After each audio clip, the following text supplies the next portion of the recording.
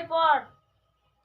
Head মানে মাথা, মানে মাথা, আই মানে চোখ, আই মানে চোখ, নোজ মানে নাক, নোজ মানে নাক, ফেস মানে মুখমণ্ডল, ফেস মানে মুখমণ্ডল, মাউথ মানে মুখ, মাউথ মানে মুখ, টুথ মানে দাঁত, টুথ মানে দাঁত, এয়ার মানে কান, এর মানে কান, হেয়ার মানে চুল।